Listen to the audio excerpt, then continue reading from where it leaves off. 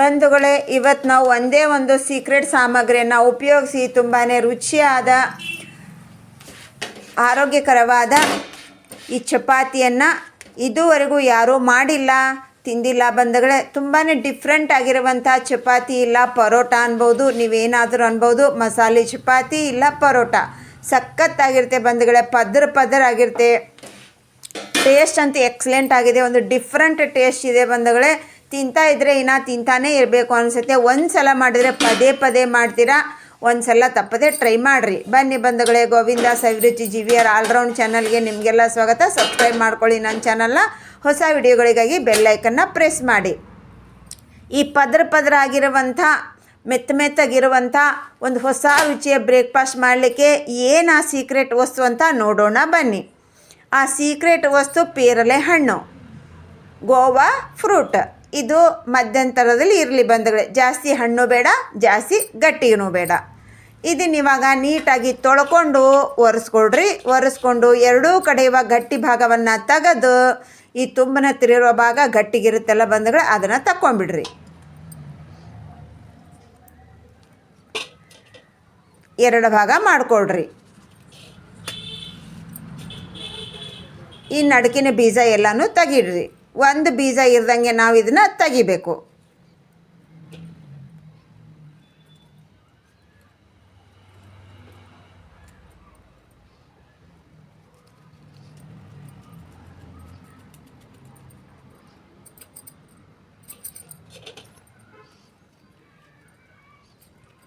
ತುಂಬ ಅಂದರೆ ತುಂಬ ರುಚಿಯಾಗಿರುತ್ತೆ ಬಂಧುಗಳೇ. ತಪ್ಪದೇ ಒಂದು ಸಾರಿ ಟ್ರೈ ಮಾಡಿರಿ. ನಿಮಗೆ ಹೇಗೆ ಬಂತು ಅನ್ನೋದನ್ನು ಕಮೆಂಟ್ ಸೆಕ್ಷನಲ್ಲಿ ತಿಳಿಸೋದನ್ನು ಮರಿಬೇಡ್ರಿ. 2 ಹಣ್ಣಿದ್ರೆ ಸಾಕು, ನಮಗೆ ಮನೆ ಮಂದಿಗೆಲ್ಲ ನಮ್ಮ ಬ್ರೇಕ್ಫಾಸ್ಟ್ ಆಗುತ್ತೆ. ಇದನ್ನು ನೈಟ್ ಡಿನ್ನರಿಗೆ ಕೂಡ ಮಾಡ್ಕೋಬೋದು, ಲಂಚ್ ಬಾಕ್ಸಿಗೆ ಮಾಡ್ಕೋಬೋದು. ಇದನ್ನ ಇವಾಗ ಸಣ್ಣ ತುರುವ ಮಣೆಯಲ್ಲಿ ತುರಿಯೋಣ. ಎಷ್ಟು ನಾವು ನೈಸಾಗಿ ತುರಿತೀವಿ ಅಷ್ಟು ಚೆನ್ನಾಗಾಗುತ್ತೆ ನಮಗಿದು. ಪರೋಟ ಆಗ್ಬೋದು, ಇಲ್ಲ ಮಸಾಲೆ ಚಪಾತಿ ಅನ್ಬೋದು ನೀವು. ಈಗ ತುರ್ಕೊಂಡಾಯಿತು. ಇದರಲ್ಲಿ ಒಂದಿಷ್ಟು ಅರಿಶಿನ ಪುಡಿ, ನಿಮ್ಮ ಖಾರಕ್ಕೆ ಎಷ್ಟು ಬೇಕು ಅನ್ನೋದು ನೋಡಿಕೊಂಡು ಈ ಚಿಲ್ಲಿ ಪೇಸ್ಟ್, ಹಾಗೆ ಒಂದಿಷ್ಟು ಜೀರಿಗೆ, ಇದು ಜೀರಿಗೆ ಪೌಡರ್ ಮತ್ತು ಉಪ್ಪನ್ನು ಬೆರೆಸಿರುವಂಥ ಜೀರಿಗೆ ಪೌಡರ್ ಬಂಧುಗಳೇ, ಒಂದು 1/4 ಸ್ಪೂನಷ್ಟು ಹಾಕೋತಾ ಇದ್ದೀನಿ. ಯಾಕಂದರೆ ನಮ್ಮ ಚಿಲ್ಲಿ ಪೇಸ್ಟ್ನಲ್ಲಿ ಕೂಡ ಉಪ್ಪಿದೆ, ಆಮ್ಚೂರು ಪೌಡರ, ಚಾಟ್ ಮಸಾಲ, ಕಿಚನ್ ಕಿಂಗ್. ನಿಮ್ಮ ಹಿಟ್ಟಿನ ಕ್ವಾಂಟಿಟಿಯನ್ನು ನೋಡಿಕೊಂಡು ಮಸಾಲಾನ ಹೆಚ್ಚು ಕಮ್ಮಿ ಮಾಡ್ಕೊಳ್ಳಿ. ಹಾಗೆ ನೋಡ್ರಿ, ಇಲ್ಲೇ ಕೊತ್ತಂಬರಿ ಸೊಪ್ಪು ನಾವು ಎಷ್ಟು ಜಾಸ್ತಿ ಹಾಕೋತೀವಿ ಅಷ್ಟು ಚೆನ್ನಾಗಿರುತ್ತೆ. ನಾನಿಲ್ಲಿ ಒಂದು 2 ಹಿಡಿಯಷ್ಟು ಕೊತ್ತಂಬರಿ ಸೊಪ್ಪನ್ನು ಹಾಕ್ಕೊತಾ ಇದ್ದೀನಿ. ನೀಟಾಗಿ ತೊಳ್ಕೊಂಡು ಕಟ್ ಮಾಡಿಕೊಂಡು ಹಾಕ್ಕೊಳ್ರಿ, ಹಾಗೆ ಹಾಕಲಿಕ್ಕೆ ಹೋಗಬೇಡಿ. ಇದು ಮೊದಲಿಗೆ ನಾವು ನೀರು ಹಾಕ್ತೇನೆ ಹಾಗೇ ಮಿಕ್ಸ್ ಮಾಡ್ಕೋಬೇಕು. ಮಿಕ್ಸ್ ಮಾಡಿಕೊಂಡು ಇದರಲ್ಲಿ ನೋಡ್ರಿ, ಅದು ಎಷ್ಟು ಹಿಟ್ಟು ಹಿಡಿಯುತ್ತೆ ಅಷ್ಟು ಹಿಟ್ಟನ್ನು ಹಾಕ್ಕೊಂಡು ನಾವು ಕಲಸ್ಕೊಳ್ಳೋಣ. ನೀರು ಹಾಕಬೇಡಿ, ಹಾಗೆ ಹಿಟ್ಟನ್ನು ಮೊದಲಿಗೆ ನೀವು ಕಲಸ್ಕೊಳ್ರಿ.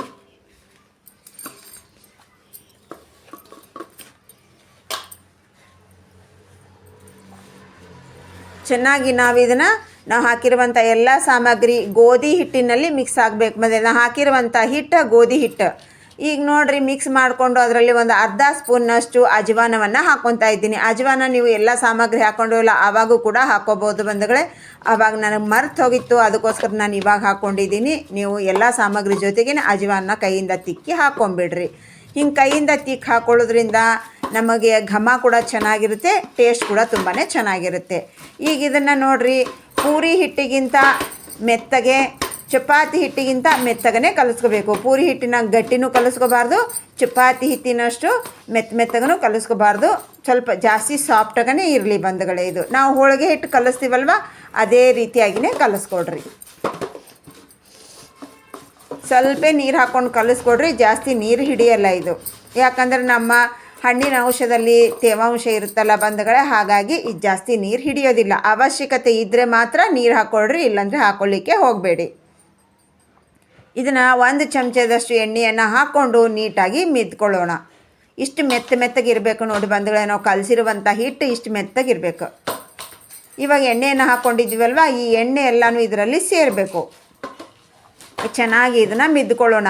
ಇದನ್ನು ಪರ್ಮೆಂಟೇಷನ್ ಇಡೋ ಅವಶ್ಯಕತೆ ಇಲ್ಲ, ಇಮಿಡಿಯೇಟಾಗಿ ನಾವು ಸ್ಪಾಟಾಗಿಯೇ ಮಾಡ್ಕೋಬೋದು ಬಂಧುಗಳೇ. ನಾವು ಸ್ಪಾಟಾಗಿ ಮಾಡಿದರೂ ಕೂಡ ಟೇಸ್ಟು ತುಂಬ ಸಖತ್ತಾಗಿರುತ್ತೆ, ಮೆತ್ತಗಾಗುತ್ತೆ, ಹೂವಿನ ಥರ ಇರುತ್ತೆ ಬಂಧುಗಳೇ ಇದು. ಈಗ ನೋಡಿರಿ ರೆಡಿ ಆಯಿತು ನಮ್ಮದು. ಈಗ ಇದನ್ನು ನಿಮಗೆ ಎಷ್ಟು ಸೈಜಿನಲ್ಲಿ ಬೇಕು ಅಷ್ಟೇ ಸೈಜಿನಲ್ಲಿ ಉಳ್ಳೆಯನ್ನು ಮಾಡಿಕೊಂಡು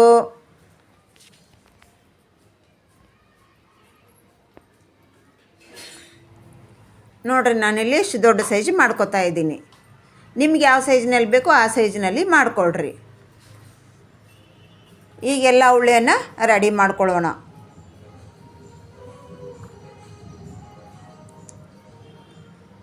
ಸ್ವಲ್ಪ ಕೈಗೆ ಎಣ್ಣೆ ಹಚ್ಕೊಂಡು ಮಾಡಿಕೊಡ್ರಿ ಬಂಧುಗಳೇ, ಆರಾಮಾಗಿ ನಾವೀಗ ಮಾಡ್ಕೋಬೋದು. ನೋಡಿರಿ ಎಲ್ಲಿ ಕ್ರ್ಯಾಕ್ಸಿಸೋದು ಏನೂ ಬೀಳ್ತಾ ಇಲ್ಲ.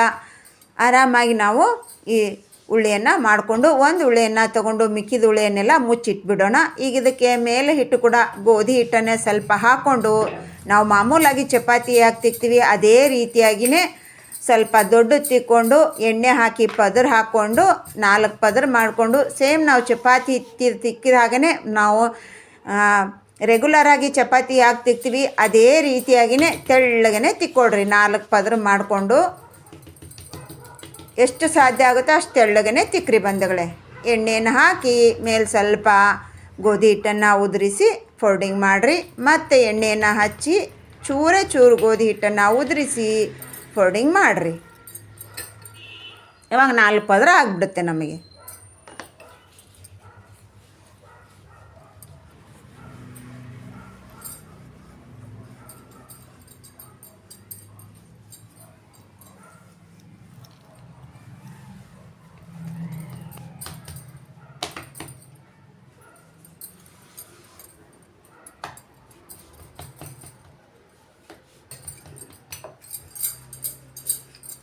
ಹಿಂಗೆ ನೋಡ್ರಿ ನೀವು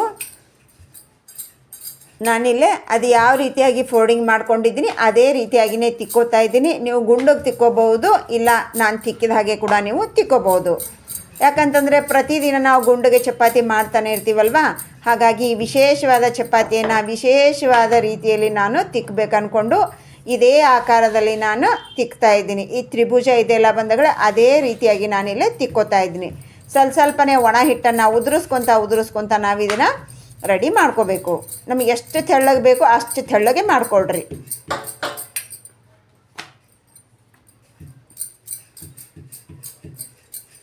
ನಾವು ಎಷ್ಟು ತೆಳ್ಳಗೆ ಮಾಡಿಕೊಂಡ್ರೂ ಕೂಡ ಇದು ತುಂಬಾ ಸಾಫ್ಟಾಗಿ ಬರುತ್ತೆ, ಸ್ಮೂತಾಗಿರುತ್ತೆ.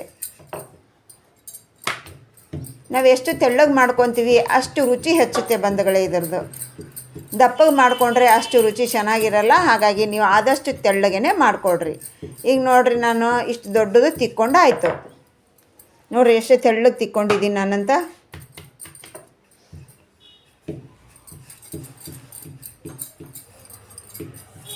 ಜಾಸ್ತಿ ಹಿಟ್ಟು ಹಾಕಲಿಕ್ಕೆ ಹೋಗಬೇಡ್ರಿ, ಸ್ವಲ್ಪ ಲೈಟಾಗಿ ಹಿಟ್ಟು ಚೆಲ್ಕೊತ ನಾವು ಇದನ್ನು ತಿಕ್ಕಬೇಕು.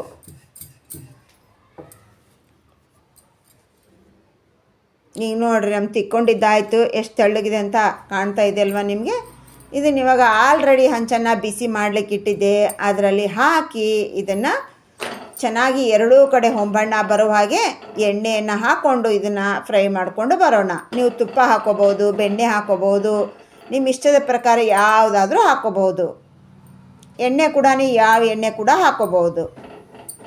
ಈಗ ಫ್ಲೇಮನ್ನು ಹೈ ಇಟ್ಟು ಸ್ವಲ್ಪ ಆಟು ಇಟ್ಟು ತಿರುಗಿಸ್ಕೊತ ಮೇಲೆ ಸ್ವಲ್ಪ ಕಲರ್ ಚೇಂಜ್ ಆಯಿತು ಅಂದಾಗ ಸ್ವಲ್ಪ ಲೈಟಾಗಿ ಕಲರ್ ಚೇಂಜ್ ಆಗಲಿ ಬಂದಗಳೇ ಹಿಂಗೆ ಆಟು ಇಟ್ಟು ತಿರುಗಿಸ್ಕೊತ ನಾವು ಇದನ್ನು ಹೊಳ್ಳಿಸಿ ಹಾಕ್ಕೊಳ್ಳೋಣ. ಇವಾಗ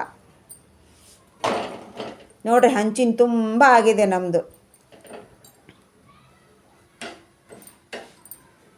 ಈಗ ಇದನ್ನ ಎಲ್ಲ ಕಡೆ ನೀಟಾಗಿ ನಾವು ಹಿಂಗೆ ಒತ್ತಿ ಸುಡಬೇಕು ಬಂಧುಗಳೇ. ಯಾಕಂದರೆ ನಮ್ಮ ದೊಡ್ಡದಿದೆ ಅಲ್ವಾ, ಹಾಗಾಗಿ ನಮ್ಮ ಕೊನೆ ಎಜ್ಜಿಸು ದಂಡಿ ಎಲ್ಲನೂ ನೀಟಾಗಿ ಬ್ರೌನ್ ಕಲರ್ ಆಗಿ ಫ್ರೈ ಆಗಲಿ. ಇವಾಗ ಇದ್ರ ಮೇಲೆ ನೋಡ್ರಿ ಸ್ವಲ್ಪ ಎಣ್ಣೆಯನ್ನು ಹಾಕ್ಕೊಂಡು ನಾನು ಇದನ್ನು ಸುಟ್ಕೊಂಡು ಬರ್ತೀನಿ ಬಂಧುಗಳೇ. ಎಷ್ಟು ನಮ್ಮ ಸಾಧ್ಯ ಆಗುತ್ತೋ ಅಷ್ಟು ಕಲರ್ ಬ್ರೌನ್ ಕಲರ್ ಮಾಡಿಕೊಡ್ರಿ, ಅಷ್ಟು ಟೇಸ್ಟ್ ಚೆನ್ನಾಗಿರುತ್ತೆ. ಇದಕ್ಕೆ ಉಪ್ಪು ಖಾರ ಸ್ವಲ್ಪ ಬಾಯಿ ತುಂಬ ಆದ್ರೇ ಚೆನ್ನಾಗಿರುತ್ತೆ ಬಂಧುಗಳೇ. ಯಾಕಂದರೆ ಇದಕ್ಕೆ ನಾವು ಪಲ್ಯ ಚಟ್ನಿ ಏನೂ ಮಾಡ್ತಾಯಿಲ್ಲ, ಹಾಗಾಗಿ ನೀವು ಉಪ್ಪು ಖಾರ ಕರೆಕ್ಟಾಗಿ ಹಾಕ್ಕೊಡ್ರಿ. ನೀವು ಹಿಟ್ಟು ಕಲಸಿದ ಮೇಲೆ ಸ್ವಲ್ಪ ಟೇಸ್ಟ್ ನೋಡಿಬಿಟ್ಟು ಉಪ್ಪು ಖಾರನ ಸೇರಿಸ್ಕೋಬೋದು. ಉಪ್ಪು ಖಾರ ಕಮ್ಮಿ ಆದರೆ ಟೇಸ್ಟ್ ಅಷ್ಟೊಂದು ಚೆನ್ನಾಗಿರಲ್ಲ. ನೀವೇನಾದರೂ ಚಟ್ನಿ ಪಲ್ಯ ಇದ್ರ ಜೊತೆಗೆ ಮಾಡ್ಕೋತೀನಿ ಅನ್ನೋದಾದರೆ ಉಪ್ಪು ಖಾರ ಸ್ವಲ್ಪ ಕಮ್ಮಿ ಆದ್ರೂ ನಡೆಯುತ್ತೆ. ನೋಡಿರಿ ಯಾವ ಥರ ಉಬ್ಬುತ್ತಾ ಇದೆ ಅಂತ ನಮ್ಮದು. ತುಂಬ ಚೆನ್ನಾಗಿರುತ್ತೆ ಬಂಧುಗಳೇ. ಎರಡೂ ಕಡೆಗೆ ನಾವು ಚೆನ್ನಾಗಿ ಇದನ್ನು ಬ್ರೌನ್ ಕಲರ್ ಆಗುವ ಹಾಗೆ ಲೋ ಟು ಮೀಡಿಯಮ್ ಫ್ಲೇಮಲ್ಲಿ ಹೈ ಲೋ ಮಾಡ್ಕೊತಾನೆ ಇದನ್ನು ಫ್ರೈ ಮಾಡ್ಕೋಬೇಕು ಬಂಧುಗಳೇ. ನೋಡ್ತಾ ಇದ್ರೆ ನೋಡ್ರಿ ಎಷ್ಟು ಚೆನ್ನಾಗಿದೆ. ಇವಾಗಲೇ ನಮಗೆ ಯಾವಾಗ ತಿನ್ನಬೇಕು ಅನ್ನಿಸ್ತಾ ಇದೆ. ಅಷ್ಟು ನೋಡೋಕ್ಕೆ ಸುಂದರವಾಗಿದ್ದರೆ ಅದು ಬಾಯಲ್ಲಿ ಕೂಡ ಅಷ್ಟೇ ಸುಂದರವಾಗಿರುತ್ತೆ. ನೋಡಿರಿ ಎರಡೂ ಕಡೆ ನಮ್ಗೆ ಎಷ್ಟು ಚೆನ್ನಾಗಿ ಬ್ರೌನ್ ಕಲರ್ ಆಗಿ ಫ್ರೈ ಆಯಿತು. ಇವಾಗ ಇದನ್ನು ಒಂದು ಪ್ಲೇಟಿಗೆ ತಗೊಂಡ್ಬಿಡೋಣ. ನೋಡಿದ್ರಲ್ವಾ, ಇವಾಗ ಇನ್ನೊಂದು ಸುಟ್ಕೊಂಡು ಬರೋಣ ಬನ್ನಿ. ಇದು ಕೂಡ ಹಾಗೇ ಬಂದುಗಳೇ ಒಂದು ಸ್ವಲ್ಪ ಹೈ ಫ್ಲೇಮ್ನಲ್ಲಿ ಲೋ ಫ್ಲೇಮ್ನಲ್ಲಿ ಮಾಡ್ಕೊತ ಕೈಯಿಂದ ಹೀಗೆ ತಿರುಗಿಸ್ಕೊತಾನೆ ನಾವು ಸ್ವಲ್ಪ ಕಲರ್ ಚೇಂಜ್ ಆದಮೇಲೆ ಹೊಳ್ಳಿಸಿ ಹಾಕಿ ಸ್ವಲ್ಪ ಮೇಲೆಲ್ಲ ಚಿಕ್ಕೆ ಬಂತು, ಬ್ರೌನ್ ಕಲರ್ ಆಯಿತು ಅಂದಾಗ ಎಣ್ಣೆಯನ್ನು ಹಾಕ್ಕೊಂಡ್ಬಿಟ್ಟು ನೀಟಾಗಿ ಎರಡೂ ಕಡೆಗೆ ನಾವೀಗೆ ಎಣ್ಣೆಯನ್ನು ಹಾಕಿ ಲೋ ಟು ಮೀಡಿಯಮ್ ಫ್ಲೇಮಲ್ಲೇ ಚೆನ್ನಾಗಿ ಇದನ್ನು ನಾವು ಸುಡಬೇಕು ಬಂಧುಗಳೇ. ಆಟು ಇಟು ತಿರುಗಿಸ್ಕೊತಾನೆ ಚೆನ್ನಾಗಿ ನಾವು ಸುಡಬೇಕು. ನಾವು ಎಷ್ಟು ಚೆನ್ನಾಗಿ ನಾವು ಬ್ರೌನ್ ಕಲರ್ ಆಗಿ ಮಾಡ್ತೀವಿ ಅಷ್ಟು ಟೇಸ್ಟ್ ಚೆನ್ನಾಗಿ ಕೊಡುತ್ತೆ ಬಂಧುಗಳೇ. ಇದು ಬೆಳ್ಳಗೆ ಸುಟ್ಕೊಳ್ಳಿಕ್ಕೆ ಹೋಗಬೇಡ್ರಿ, ಸ್ವಲ್ಪ ಕಣ್ಣು ಬೀಳಿ ನಮಗೆ ಸ್ವಲ್ಪ ಬ್ರೌನ್ ಕಲರ್ ಆಗಲಿ. ನೋಡಿರಿ ಈ ಥರ ಆಗಬೇಕು. ಈ ಥರ ಆದರೆ ಟೇಸ್ಟ್ ಚೆನ್ನಾಗಿರುತ್ತೆ. ನೀವು ವೈಟ್ ಕಲರಾಗಿ ಸುಟ್ಕೊಂಡ್ರೆ ಅಷ್ಟೊಂದು ಟೇಸ್ಟ್ ಚೆನ್ನಾಗಿರಲ್ಲ ಬಂಧುಗಳೇ. ಹಾಗಾಗಿ ನಾವು ಇದೇ ರೀತಿಯಾಗಿಯೇ ಸುಡಬೇಕು ಇದನ್ನು. ನೀವು ಬೇಕಂದರೆ ಇದಕ್ಕೆ ಸ್ಪೈಸಿ ಖಾರವಾಗಿರುವಂಥ ಈ ಟೊಮೆಟೊ ಚಟ್ನಿ ಇಲ್ಲ ಪುದೀನ ಚಟ್ನಿ, ಗ್ರೀನ್ ಚಿಲ್ಲಿ ಚಟ್ನಿ ನೀವು ಯಾವುದಾದ್ರೂ ಮಾಡಿಕೊಂಡು ಕೂಡ ಇದ್ರ ಜೊತೆಗೆ ಸರ್ವ್ ಮಾಡ್ಕೋಬೋದು ಬಂಧುಗಳೇ, ಚೆನ್ನಾಗಿರುತ್ತೆ. ನಾನಿಲ್ಲಿ ಇದು ಬಾಯಿ ತುಂಬ ಉಪ್ಪು ಖಾರ ಮಸಾಲೆ ಎಲ್ಲ ಹಾಕಿದ್ದೀನಿ. ಹಾಗಾಗಿ ನಾನು ಇದನ್ನು ಚಟ್ನಿ ಪಲ್ಯ ನಾನು ಏನನ್ನೂ ಮಾಡ್ತಾಯಿಲ್ಲ. ಇದನ್ನು ಲಂಚ್ ಬಾಕ್ಸಿಗೆ ಕೂಡ ಹಾಗೇ ತೊಗೊಂಡು ಹೋಗ್ಬೋದು. ನೋಡಿರಿ 3 ಪದರ ಯಾವ ಥರ ಆಗಿದೆ ಅಂತ ಕಾಣ್ತಾ ಇದ್ದಲ್ವ ನಿಮಗೆ. ನಿಮ್ಮ ಓಪನ್ ಮಾಡಿ ಕೂಡ ನಾನು ತೋರಿಸ್ತಾ ಇದ್ದೀನಿ ನೋಡಿರಿ.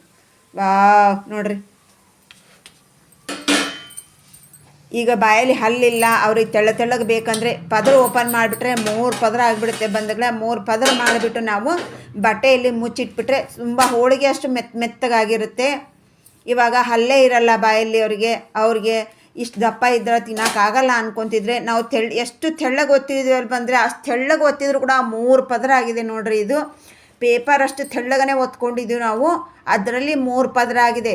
ಆರಾಮಾಗಿ ಇದನ್ನು ಎಲ್ಲರೂ ಚಿಕ್ಕ ಮಕ್ಕಳು ಹಿಡಿದು 8 ವರ್ಷದಿಂದ 80 ವರ್ಷದವರೆಗೆ ಆರಾಮಾಗಿ ಇದನ್ನು ತಿನ್ಬೋದು ಬಂಧುಗಳೇ. ಇದನ್ನು ನೋಡಿರಿ ನಾನೀಗ ಬೆಣ್ಣೆ ಜೊತೆಗೆ ಸರ್ವ್ ಮಾಡ್ತಾಯಿದ್ದೀನಿ. ಸಖತ್ತಾಗಿರುತ್ತೆ. ಟೇಸ್ಟ್ ಮಾತ್ರ ಎಕ್ಸಲೆಂಟ್ ಆಗಿದೆ ಬಂಧುಗಳೇ. ತಪ್ಪದೆ ಒಂದು ಸಾರಿ ಟ್ರೈ ಮಾಡಿರಿ. 2 ಪೇರ್ಲೆ ಹಣ್ಣು ಇದ್ದರೆ ಸಾಕು, ನಮ್ಮ ಮನೆ ಮಂದಿಗೆಲ್ಲ ಆಗುತ್ತೆ ಬಂಧುಗಳೇ. ಇದು ನೋಡಿದ್ರಲ್ವ, ನಾವು ತೊಗೊಂಡಿರುವಂಥ ಕ್ವಾಂಟಿಟಿಯಲ್ಲಿ ನಮಗೆ 6 ಪರೋಟ ಆಗಿದೆ ಬಂಧುಗಳೇ. ಸಖತ್ತಾಗಿರುತ್ತೆ. ಟೇಸ್ಟ್ ಕೂಡ ತುಂಬಾ ಚೆನ್ನಾಗಿದೆ. ಪದರ ಓಪನ್ ಮಾಡಿ ತೋರಿಸ್ತೀನಿ ನೋಡಿರಿ ನಿಮ್ಗೆ ಯಾವ ರೀತಿ ಇದೆ ಅಂತ. ನಿಮ್ಗೆ ಅಲ್ಲಿ ಹಂಚಿನೆಲ್ಲ ಆಲ್ರೆಡಿ ಓಪನ್ ಮಾಡಿ ತೋರಿಸಿದೆ ನಾನು. ಇವಾಗ ನೋಡಿರಿ ಎಷ್ಟು ತೆಳ್ಳಗಿದೆ ನೋಡಿರಿ. ನೋಡಿದ್ರೇ ನಮಗೆ ಇವಾಗಲೇ ಮಾಡ್ಕೊಂಡು ತಿನ್ನಬೇಕು ಅನಿಸುತ್ತೆ ಬಂಧುಗಳು, ಅಷ್ಟು ರುಚಿಯಾಗಿದೆ. ತಪ್ಪದೇ ಒಂದು ಸಾರಿ ಟ್ರೈ ಮಾಡಿರಿ.